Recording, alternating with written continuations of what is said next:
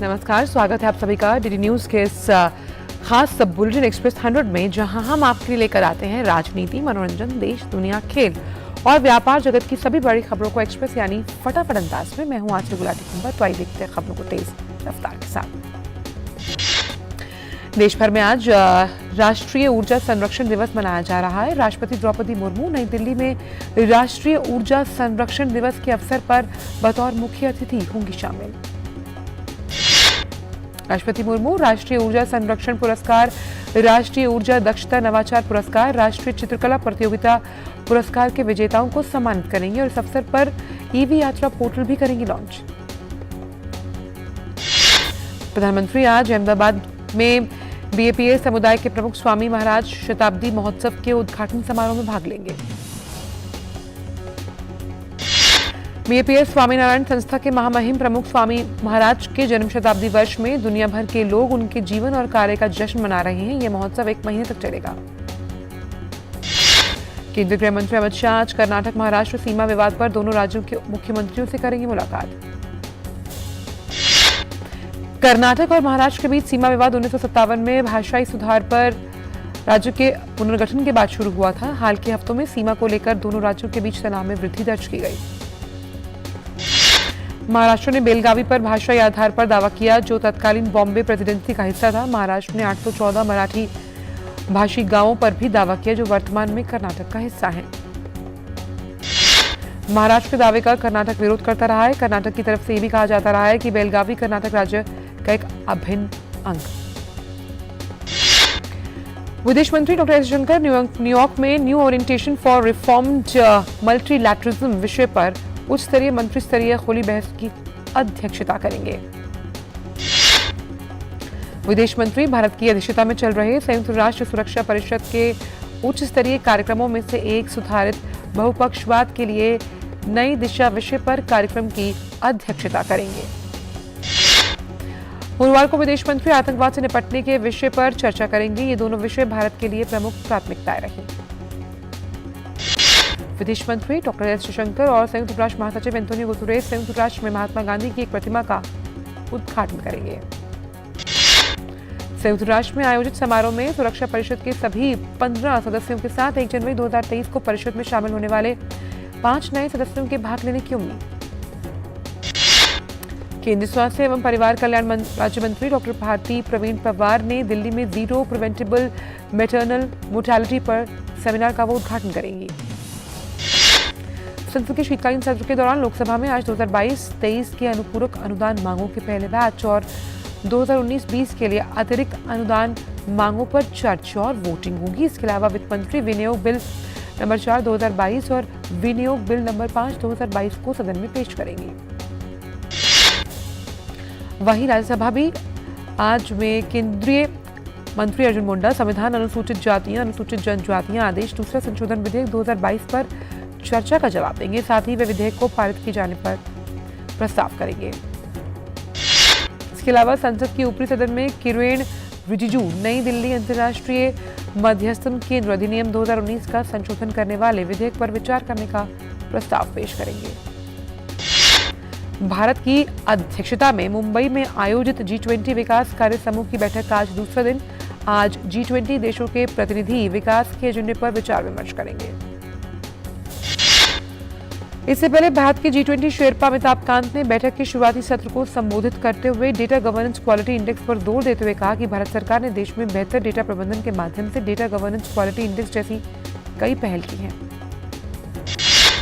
वहीं G20 की बेंगलुरु में वित्त और केंद्रीय बैंक के प्रतिनिधियों की बैठक के दूसरे दिन आज अंतर्राष्ट्रीय टैक्स समावेशी वित्तीय क्षेत्र को लेकर चर्चा की जाएगी। इससे पहले बैठक के पहले दिन अंतर्राष्ट्रीय वित्तीय ढांचे में सुधार, वित्त की उपलब्धता को लेकर भी चर्चा हुई।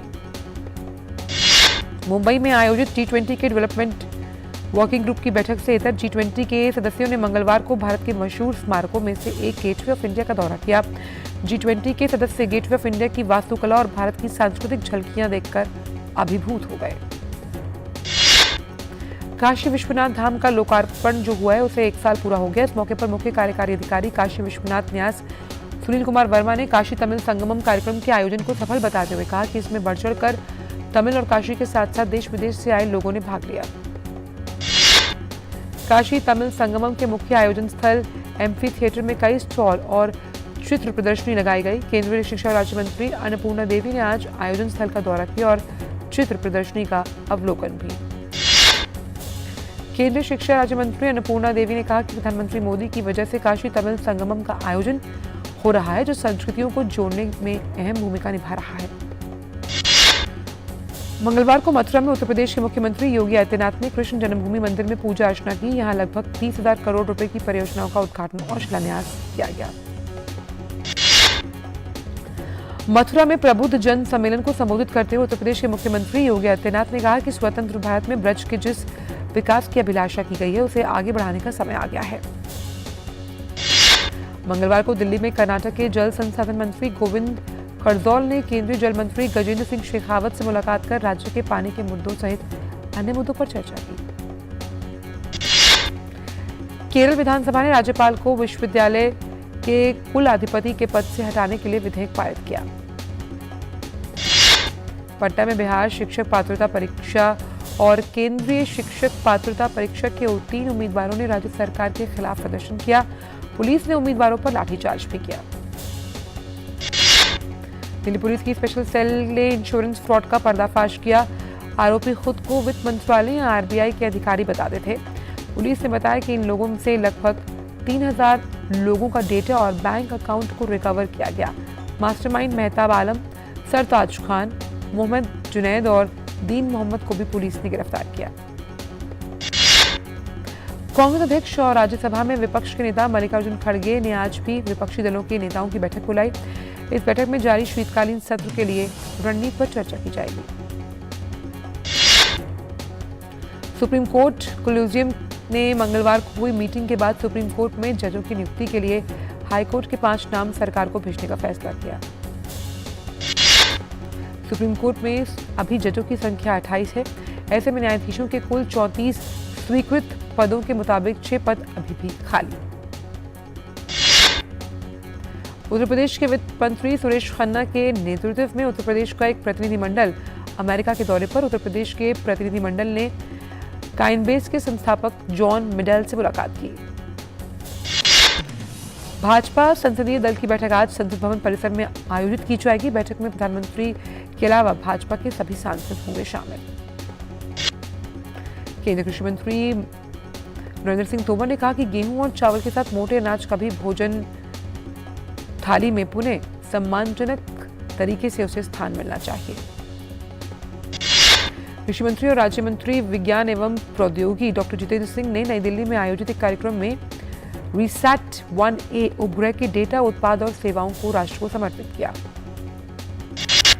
इस दौरान रिसैट और वेदास का उपयोग कर कृषि निर्णय समर्थन प्रणाली विकसित करने पर कृषि और अंतरिक्ष विभाग के बीच MOU साइन हुआ। केंद्रीय पर्यटन मंत्री जी किशन रेड्डी ने पुडुचेरी में स्वदेश दर्शन योजना के अंतर्गत स्वीकृत 4 परियोजनाओं को राष्ट्र को समर्पित किया। पेटीएम ब्रांड का परिचालन करने वाली डिजिटल वित्तीय सेवा कंपनी 197 कम्युनिकेशंस ने शेयर बायबैक की योजना की घोषणा की। इसके तहत कंपनी 810 रुपए प्रति शेयर के भाव पर 850 करोड़ रुपए मूल्य के शेयरों की बायबैक करेगी। टाटा पावर को शेयरधारकों से पूर्व केंद्रीय गृह सचिव राजीव महर्षि को निदेशक मंडल में नियुक्त करने की मंजूरी मिल गई है। एनटीपीसी की राजस्थान के जैसलमेर स्थित 240 मेगावाट क्षमता वाली देवीकोट सौर परियोजना का वाणिज्यिक परिचालन शुरू हो गया। वित्त मंत्री ने मादक पदार्थों की तस्करी पर लगाम लगाने और समय पर अभियोजन सुनिश्चित करने को लेकर सीमा शुल्क अधिकारियों से सतर्क रहने के लिए कहा है। भारत और ब्रिटेन ने एफटीए को संपन्न करने के लिए जारी बातचीत को तेजी से पूरा करने में प्रतिबद्धता दोहराई। आंध्र प्रदेश मंत्रिमंडल ने सामाजिक पेंशन मौजूदा 2,500 रुपए प्रति महीने से बढ़ाकर 2,750 रुपए महीना पूरी करने को मंजूरी दी। जीएसटी काउंसिल की फिटमेंट समिति ने स्पष्ट किया कि निश्चित शर्तों को पूरा करने वाले स्पोर्ट्स यूटिलिटी वाहनों पर 22% मुआवजा उपकर लगाया जा सकता है। वित्त पर स्थायी समिति ने संसद में अपनी रिपोर्ट पेश की और प्रस्तावित प्रतिस्पर्धा संशोधन विधेयक 2022 में कई तरह के स्पष्टीकरण और बदलावों की सिफारिश भी। जयंत सिन्हा की अध्यक्षता वाली स्थायी समिति ने प्रस्तावित विधेयक में सौदे के मूल्य की गणना करने के लिए जो तरीके हैं उसे निर्दिष्ट करने और सांठगांठ को निपटान प्रक्रिया में शामिल होने की अनुमति देने का सुझाव दिया। बैंकों ने पिछले 5 वित्त वर्षों के दौरान 10 लाख करोड़ रुपए में फंसे कर्ज एनपीए खाते में डाले। मेटा स्वामित्व वाले मैसेजिंग प्लेटफॉर्म व्हाट्सएप ने एक नया फीचर शुरू किया जो यूजर्स को iOS पर ग्रुप चैट के भीतर प्रोफाइल आइकॉन देखने की सुविधा देता है। वक्त ब्रेक। हमने फसल बीमा योजना को अधिक प्रभावी बनाया, उसके दायरे में ज्यादा किसानों को लाए। नहीं है डर नहीं फिकर, मिली हमें नई डगर, फसल का करवा के बीमा किसान की चिंता को छीना, हुआ सुरक्षित कल सुरक्षित फसल निश्चित किसान, फसल बीमा सबका समाधान। आज ही प्रधानमंत्री फसल बीमा योजना से जुड़ें और फसल नुकसान से होने वाली आर्थिक हानि से निश्चिंत हो जाएं, ताकि प्राकृतिक और स्थानीय आपदा पर भी फसल नुकसान होने पर आप उसकी सही कीमत पाएं। प्रधानमंत्री फसल बीमा से जुड़ने के लिए आज ही नजदीकी कृषि कार्यालय, सहकारी समिति, बैंक शाखा, अधिकृत बीमा कंपनी या जन सेवा केंद्र में जाएं, क्योंकि सुरक्षित फसल निश्चिंत किसान, फसल बीमा सबका समाधान। कृषि एवं किसान कल्याण मंत्रालय, भारत सरकार। हाय मॉम, फिर से शॉपिंग? बाबूजी, आपने इसे बिगाड़ के रखा। लिमिट में करो तो कुछ बुरा नहीं होता है। बिना लिमिट शॉपिंग करेगी आपके कार्ड पे ऐड ऑन जो है। मैंने तो कार्ड पे लिमिट सेट कर दिया। अच्छा, इसके फायदे ये हैं कि रिस्क कम हो जाता है और अगर फ्रॉड भी हुआ तो तुरंत बैंक को बोल दीजिए, नुकसान कम। दादू, next time your pink dress. You are the limit. Limit तो सेट है। आरबीआई कहता है, जानकार बनिए, सतर्क रहिए।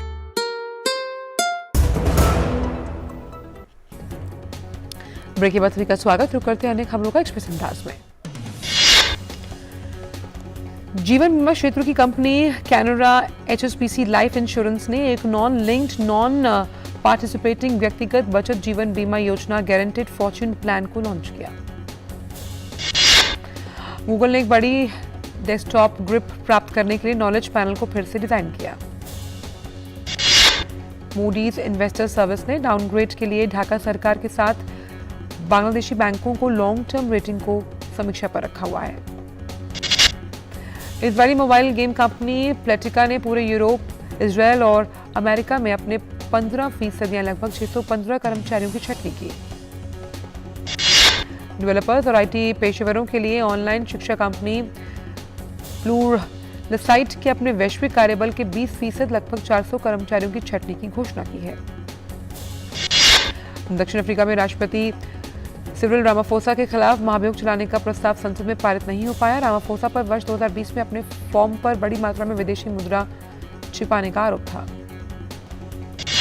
रामाफोसा की पार्टी अफ्रीकी नेशनल कांग्रेस ने उनका पूरा साथ दिया, जिसमें महाभियोग चलाने का प्रस्ताव संसद में पारित नहीं हो पाया। इसके बाद रामाफोसा के 2024 में अफ्रीकी नेशनल कांग्रेस के दोबारा अध्यक्ष चुने जाने के आसार बढ़ गए हैं।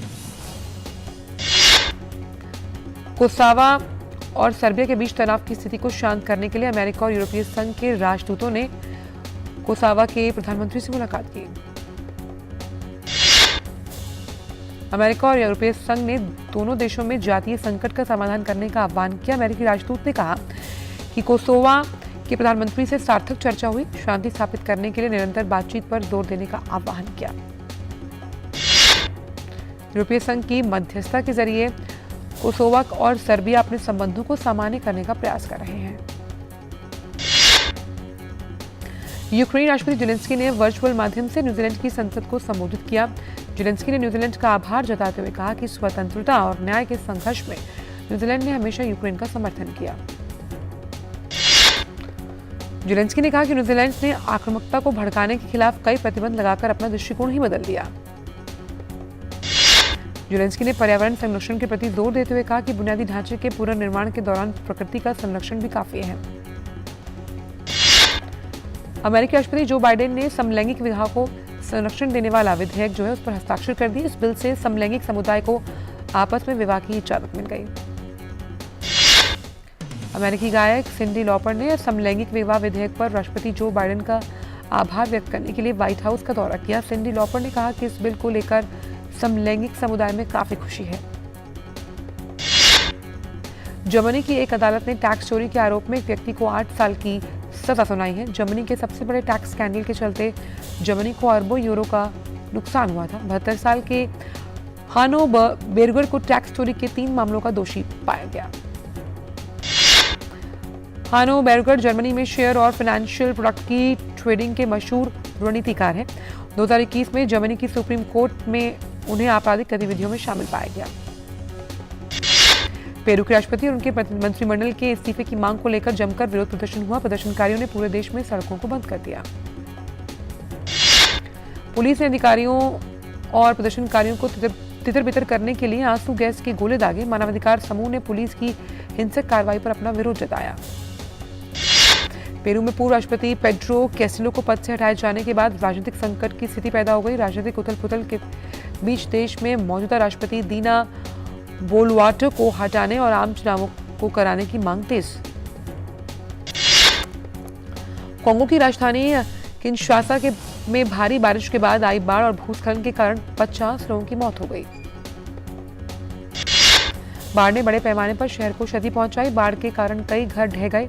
बाढ़ से प्रभावित लोगों की मदद के लिए तमाम प्रयास किए जा रहे हैं। कांगो के प्रधानमंत्री लगातार बाढ़ प्रभावित क्षेत्र का दौरा कर रहे हैं। यूरोपीय संघ संसद की एक उपाध्यक्ष आइवी कैली को भ्रष्टाचार और धन शोधन के आरोप में निलंबित करने के बाद ईवा कैली के वकील ने कहा कि ईवा कैली के साथ विश्वासघात हुआ है। उन्होंने भ्रष्टाचार से संबंधित किसी भी मामले में शामिल नहीं पाया गया। उन्होंने अपने यूरोपीय संसद के सहयोगियों के उनके खिलाफ शिकायतें दर्ज की गई हैं। ईवा कैली ने किसी भी प्रकार की कोई रिश्वत नहीं ली। वे पूरी तरह से निर्दोष हैं। बता दें कि बेल्जियम के अभियोजकों ने ईवा कैली को आपराधिक संगठन में भाग लेने, मनी लॉन्ड्रिंग और भ्रष्टाचार में लिप्त पाया था। क्रोएशिया को 3-0 से हरा अर्जेंटीना ने फीफा विश्व कप के फाइनल में बनाई जगह। फाइनल में फ्रांस या मोरक्को से होगा सामना। क्रोएशिया के खिलाफ गोल दाग मेसी बने। अर्जेंटीना की ओर से विश्व कप में सबसे ज्यादा गोल करने वाले खिलाड़ी। मेसी की गोल की संख्या पहुंची 11, तोड़ा गैब्रियल बेतुस्ता का रिकॉर्ड। क्रोएशिया के खिलाफ जीत में जूलियन अल्वारेज का शानदार प्रदर्शन। मुकाबले में किए 2 गोल। फीफा विश्व कप में आज देर रात फ्रांस का सामना मोरक्को से। मोरक्को पहली बार पहुंचा है विश्व कप के फाइनल में। मोरक्को अभी तक प्रतियोगिता में रहा है अजय। टीम ने बेल्जियम, स्पेन और पुर्तगाल जैसी टीमों को दी है शिकस्त। फ्रांस और मोरक्को के बीच कल देर रात होने वाले मुकाबले में पहले फ्रांसीसी डिफेंडर राफेल वारन का बयान। कहा, हल्के में नहीं ले रहे मोरक्को की चुनौती। स्पेन की एक अदालत ने ब्राजील के फुटबॉल स्टार नेमार को धोखाधड़ी से जुड़े मामले में किया बरी। भारत और बांग्लादेश के बीच 2 टेस्ट मैचों की सीरीज का पहला मुकाबला आज से चटगांव में होगा शुरू। वनडे सीरीज गंवाने वाली भारत की नजर टेस्ट सीरीज में जोरदार वापसी करने पर। आईसीसी की ताजा जारी महिला T20 रैंकिंग में भारतीय बल्लेबाज स्मृति मंधाना ने करियर के सर्वश्रेष्ठ रेटिंग अंक हासिल किए। मंधाना 741 रेटिंग अंक के साथ तीसरे स्थान पर बरकरार। भारत और ऑस्ट्रेलिया के महिला टीमों के बीच T20 सीरीज का तीसरा मुकाबला कल मुंबई में खेला जाएगा। दोनों टीमों में अगर देखा जाए तो एक मैच से जीत हासिल की है। रावलपिंडी पिच को 2022 में दूसरी बार औसत से नीची रेटिंग मिली है। ये रेटिंग पाकिस्तान और इंग्लैंड के बीच हुए पहले टेस्ट में मिली। इंग्लैंड ने मैच के पहले ही दिन 506 रन बना लिए थे और 74 रन से जीत दर्ज की थी। इंग्लैंड के हाथों टेस्ट सीरीज गंवा चुकी पाकिस्तान को लगा एक और झटका। तेज गेंदबाज नसीम शाह चोट के चलते तीसरे टेस्ट से हुए बाहर। न्यूजीलैंड ने जनवरी 2023 में होने वाले पहले महिला अंडर 19 विश्व कप के लिए सीनियर टीम से फ्रेन जोनास, जॉर्जिया पिल्मर और इसाबेल गेज को चुना है। तीनों ही खिलाड़ी कॉमनवेल्थ गेम्स में न्यूजीलैंड टीम का हिस्सा थी। भारत FIH नेशंस कप महिला हॉकी के सेमीफाइनल में पहुंचने के करीब पहुंच गया। टीम आज अपना तीसरा मुकाबला दक्षिण अफ्रीका के खिलाफ खेलेगी। विश्व नंबर 1 महिला टेनिस खिलाड़ी पोलैंड की ईगा स्वांतेक ने WTA player of the year का खिताब जीत लिया। मौजूदा साल में उन्होंने 8 टूर्नामेंट जीते, जिसमें 6 खिताब लगातार वो जीत चुकी है और 37 मैच जीतने का रिकॉर्ड भी उन्होंने बनाया है। बॉलीवुड सिंगर श्रेया घोषाल ने सुकून में संजय लीला भंसाली के साथ काम करने के अनुभव को साझा किया। विवेक अग्निहोत्री की द कश्मीर फाइल्स फिल्म मार्च में रिलीज होने के लगभग 1 साल बाद भी बॉक्स ऑफिस से परे सुर्खियों में बनी हुई है। स्विट्जरलैंड अंतर्राष्ट्रीय फिल्म महोत्सव की ऑफिशियल सिलेक्शन कैटेगरी के लिए शॉर्टलिस्ट किया गया है कश्मीर फाइल्स को। स्टैंड-अप कॉमेडियन सिद्धार्थ सागर बॉलीवुड एक्टर रणवीर सिंह के बहुत बड़े फैन हैं, हमेशा ही उनके लुक को लेकर काफी प्रभावित रहते हैं। दक्षिण भारतीय सिनेमा में अपने काम के लिए पहचान पाने वाली प्रिया बाजपेयी ने अपने खाने की आदतों और वर्कआउट शेड्यूल के बारे में बात की। एस राजामौली की फिल्म RRR इस वक्त विदेशों में धूम मचा रही है। दुनिया भर में प्रतिष्ठित गोल्डन ग्लोब अवार्ड्स में फिल्म RRR को 2 कैटेगरीज में नामांकित किया गया। फिल्म मिशन मजनू का पहला पोस्टर रिलीज। इस फिल्म में सिद्धार्थ मल्होत्रा एक भारतीय रॉ एजेंट की भूमिका निभाते हुए नजर आएंगे। बॉलीवुड अभिनेता अजय देवगन की फिल्म दृश्यम 2 बॉक्स ऑफिस पर शानदार प्रदर्शन कर रही है। दृश्यम 2 ने बॉक्स ऑफिस पर 200 करोड़ से अधिक की कमाई कर ली। टाइगर श्रॉफ बॉलीवुड में अपनी कमाल की फिटनेस की वजह से जाने जाते हैं। हाल ही में उन्होंने इंस्टाग्राम पर एक वीडियो शेयर किया है जिसमें एक्टर ने सर्दी के मौसम में शर्टलेस घूमते हुए अपनी पिक्चर को पोस्ट किया है। बॉलीवुड फिल्मकार मुकेश भट्ट का कहना है कि फिल्म आशिकी 3 में कार्तिक आर्यन के ऑपोजिट किसी नए चेहरे को लॉन्च करेंगे। अवतार द वे ऑफ वाटर के डायरेक्टर जेम्स कैमरून कोरोना संक्रमित हो गए। ऐसे में लॉस एंजलिस में रखे गए फिल्म के प्रीमियर का हिस्सा नहीं बन पाए। और एक्सप्रेस 100 में इतना ही। दीजिए इजाजत, नमस्कार।